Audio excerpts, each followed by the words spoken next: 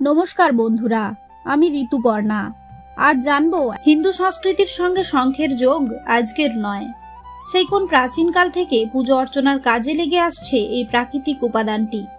শাস্ত্রমতে নিত্য পুজোর পরে যদি নিয়ম করে 3 বার শঙ্খ বাজানো যায়, তাহলে গৃহস্থের অন্দরে অশুভ শক্তির প্রভাব কমতে থাকে এবং শুভ শক্তির মাত্রা বৃদ্ধি পেতে শুরু করে।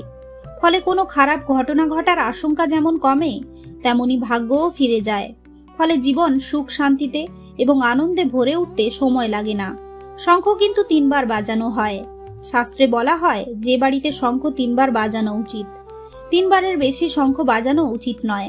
এর কারণ হিসেবে শাস্ত্রে বলা হয় যে 3 বার শঙ্খ বাজালে ব্রহ্মা, বিষ্ণু ও মহেশ এই 3 দেবতার সাথে সমস্ত দেবদেবীরা আমন্ত্রিত হন। কিন্তু 3 বারের বেশি শঙ্খ বাজালে দেবের সাথে দানব বা অসুরকে নিমন্ত্রণ পাঠানো হয়।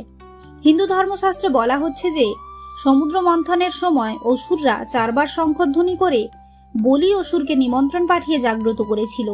তাই 3 বারের বেশি শঙ্খ বাজালে সৃষ্টি, স্থিতি ও বিনাশের দেবতা মহাদেব, বিষ্ণু, ব্রহ্মার পাশাপাশি অসুরী শক্তিও নিমন্ত্রণ পেয়ে আপনার গৃহে প্রবেশ করে। দেবতার পাশাপাশি অসুরকে নিমন্ত্রণের ফলস্বরূপ আপনার ও আপনার পরিবারের উপর নেমে আসতে পারে এইসব দেবতাদের অভিশাপ।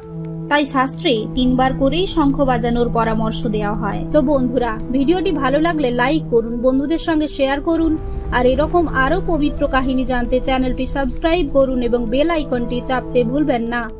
ধন্যবাদ।